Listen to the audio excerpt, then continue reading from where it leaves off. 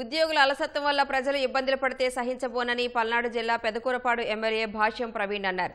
అమరావతి మండలం ఎండ్రాయిలో ఆయన 100 రోజులు 100 గ్రామాలు కార్యక్రమం నిర్వహించారు.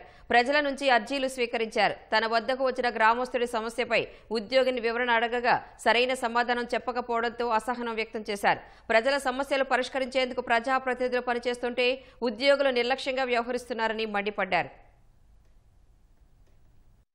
గతంలో ప్రజా దర్బార్ పేరుతోటి మేము మా నాయకుడి పిలుపు ప్రజా సమస్యలు వినడం జరిగింది.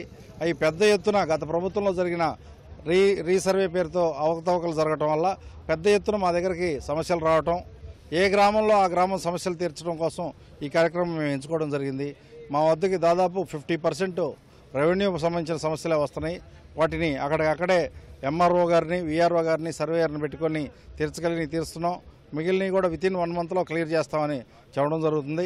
ఇకపోతే ఒక 20% పెన్షన్లు ఇవ్వాలని అడగటం, ఇంకో 20% వరకు కూడా ఆ గ్రామంలో సంబంధించిన ఇల్లు కట్టుకోవడం కోసం ఇంటి స్థలాలు అడగటం జరుగుతుంది. ఇకపోతే ఒక 10% ఆఫ్ ది పీపుల్ డెవలప్మెంట్కి సంబంధించి, గ్రామాభివృద్ధికి సంబంధించి డ్రైనేజీ, వాటరు, కరెంటు అట్లా ఏదన్నా సదుపాయాల గురించి అడగడం జరుగుతుంది. వాటన్నిటిని కూడా రాబోయే రోజుల్లో 100 గ్రామాలు తిరిగిన తర్వాత నేను సమగ్రంగా ఒక డిపిఆర్ రెడీ చేసుకొని వాటన్నిటిని నేను సీఎం గారి దృష్టికి తీసుకెళ్లి యాజ్ ఎర్లీ యాజ్ పాసిబుల్ ఆ డెవలప్మెంట్స్ అన్ని కంప్లీట్ చేస్తానని నేను మాట ఇవ్వడం జరుగుతుంది.